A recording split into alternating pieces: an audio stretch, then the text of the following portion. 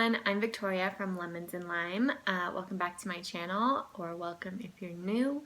So today's video is going to be kind of a little different than maybe unexpected for some of you than some of the stuff I've filmed before and shared. And I don't have really an outline or script or anything for this video. I kind of am just going to start talking and we're going to see where it goes, and this may turn into a series based on how you all respond and what you want out of this. But I almost don't even know where to start, so I'm kind of just going to jump in. So a couple videos ago I shared my like what my diet looks like video, and I talked a lot about what I eat and how strict it is and all of that. And the day that I posted that video, actually, I ended up having what I would call a binge, where that night I just said, fuck it, and I ate just about everything. I did not eat gluten or dairy because gluten is something I don't touch at all. I really feel the effects of that. But I ate just about everything else. I had cookies and vegan ice cream and chips and guac from Chipotle and like sweet potato chips, like a bunch of junk food, which I think a lot of people would still consider healthy, but you know, it was essentially junk food. And you know, I ate a crap ton of it. Like all these things that I just said in a video that I don't eat. And not only I want to preface this with, like, I'm not perfect. I've never been perfect. I've always gone off my diet. We're going to get into that. But so that night I ate that stuff, and I ended up sharing a little bit about that on my Instagram the next day, just being like, look, you know, I just shared this video, but I just ate all this stuff. Like, I'm not perfect. I feel some conflicting feelings about it, which I'm going to get into in a minute. I'm trying not to feel guilty about it because that's going to make it worse. Like, I'm just going to move forward and, you know, eat a healthy meal today. And I got a lot of feedback from that. A lot of people just being like, I feel you. You know, it's so hard to stick to these healing diets.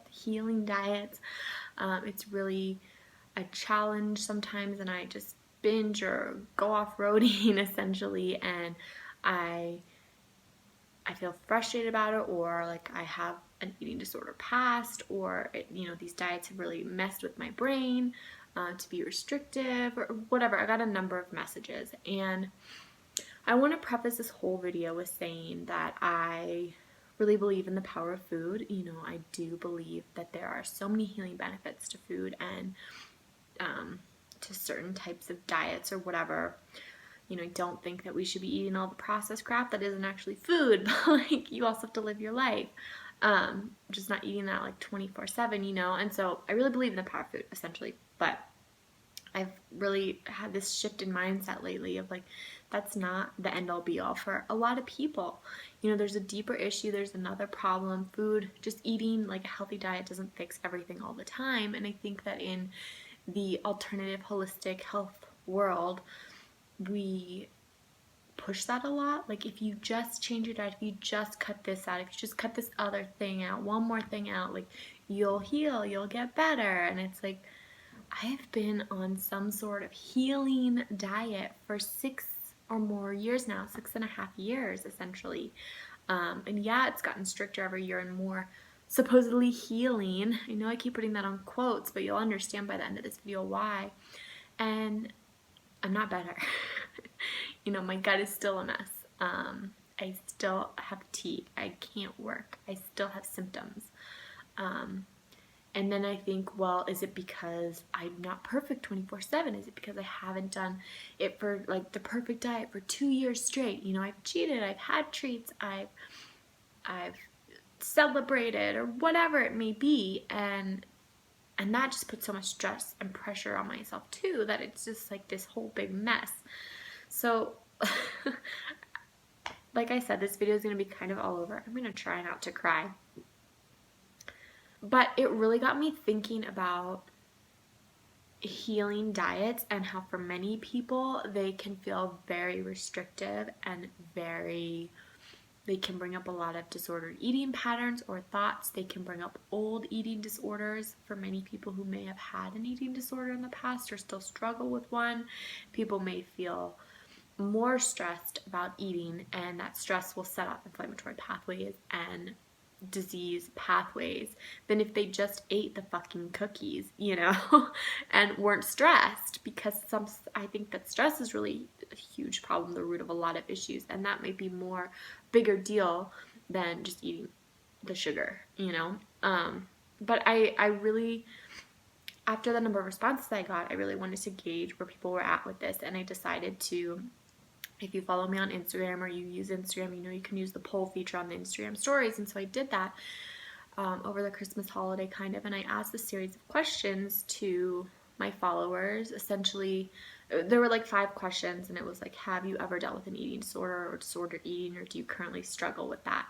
Have you found that a healing diet really brings up those disordered eating patterns for you? Do you not feel mentally supported in these healing restrictive diets? You feel like people just say, oh, eat an AIP diet or eat a low FODMAP diet. It's that easy without having any emotional and psychological support.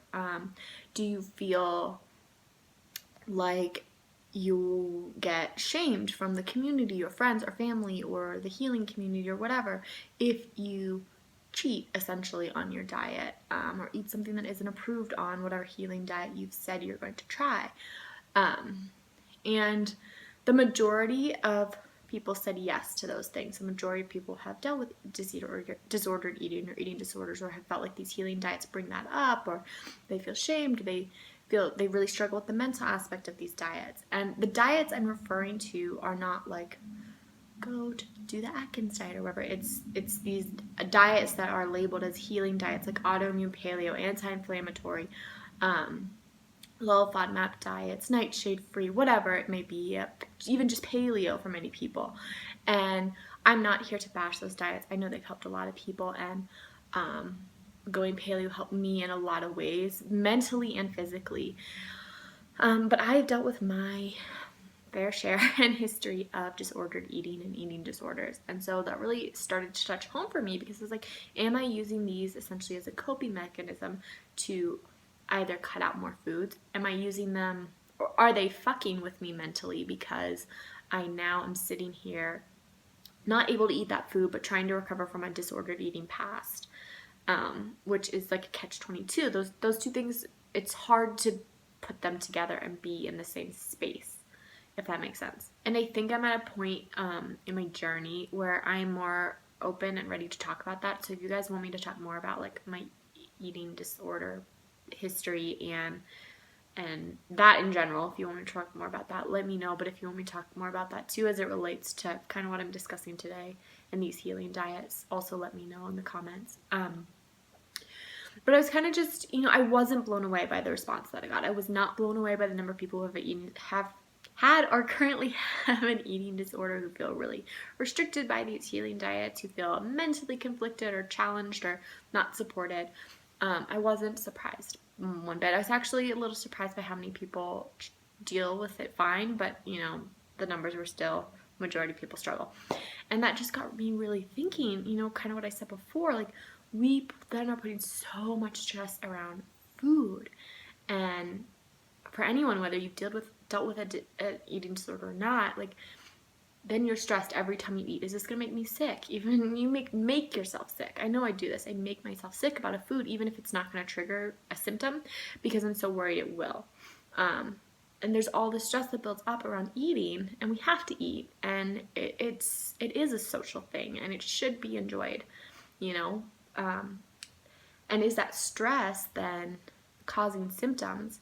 Where if we would just eat the fucking cookie or cupcake, or like have that slice of pizza on Friday night, or 3 slices of pizza, that we'd actually be better off and healthier, because the stress wouldn't be triggering inflammatory pathways and whatever in your body. There is science to back why gluten isn't good, or dairy, or it's inflammatory and whatever, but like, to have it on occasion if you're trying to eat healthy, heal your system and whatever, like, is that worse than the stress around trying to stick to the diet perfectly for like the 6 months you're supposed to, and then slowly reintroduce foods if you're on an elimination diet. I don't have the answers to this. I don't have them. And I want this really to be a discussion and an open conversation. And what I want to do is open the doors to talking about this, because I don't think it's something that's talked about enough, is that how restrictive healing diets are, how much that's a mindfuck for a lot of people, how little mental support there is for going into an elimination diet or a healing diet. And I want to start that conversation because it needs to be had. And especially for people who have a history with eating disorders. Because that can lead to more restriction. It can lead to mental games of, well, I'm trying to heal, like I'm trying to recover from an eating disorder, which means that I need to open the doors in terms of allowing myself food, but also now I'm saying I can't have any of these foods. And it's a real mental game. If you haven't dealt with that, it's harder to understand, but it's a huge mental game.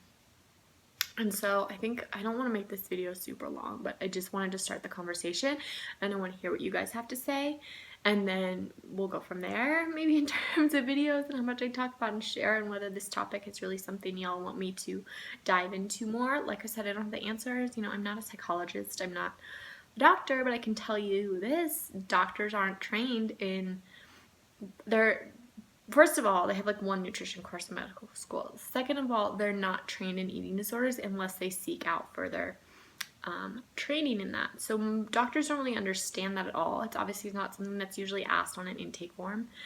And so a doctor will just say, okay, we'll do AIP or do this diet without any consideration for a person's mental health, their eating history, their mental history, any of that, which is just a big problem in my mind now. And again, this is a shift I've really had over the last month due to a number of things, but it's really been bothering me, if you couldn't tell. So it's a huge part of my point that I just haven't blatantly said, is just healing diets can feel so restrictive. And is that a good thing? In a society where we're so split, we seem so split between either we have this huge epidemic of obesity and overeating and eating shit, and then we have a huge issue with eating disorders and not eating and being underweight, or not being underweight but being all sorts of disordered eating issues, and issues around food and anorexia and bulimia and binge eating and eating disorders not otherwise specified. But like, there's just, so few people are in the middle. It's so extreme on both ends that we can't seem to find this balance. And it's like, that's not, I don't think that's just a food industry issue. Like, it is to a degree. There's a whole advertising, this, that, and the other, but like, there's a huge mental aspect to all of that, of why we seem to fall into the extremes too. Like, food is related, obviously, and health is related, but like, mental health is very much related, and a very important part that we don't talk about. And we just don't talk about mental health in the US anyways, in a lot of first world countries at all, anywhere really, because it's so taboo, which is the dumbest thing ever. But my point is, for many, these healing diets feel extremely restrictive, and not in a good way, in a very challenging way, in a very unhealthy way, in a very much a way that can breed eating disorders and breed disordered eating patterns and breed terrible relationships with food that can be lasting and very detrimental to health, mental health, and physical. And I just wanted to be very blunt with that and make sure that was expressed in this video, so you kind of maybe make sure you understand where I'm coming from and what I'm trying to say. So yeah, let's cut it there for today, and let me know your thoughts below in the comments, because I want to hear your feedback and whether you want me to talk more about this and maybe some specific topics or ideas, or things you want me to discuss in this realm. But with that, give this video a thumbs up if you're struggling too and you want more about this, and don't forget to hit that little red subscribe button because it helps support my channel as well. And I will see you all in the next video. Happy New Year. This is my first video. Oh, I guess it's not, but it's the first video I really talked to you, so Happy New Year. And cheers to 2018, am I right?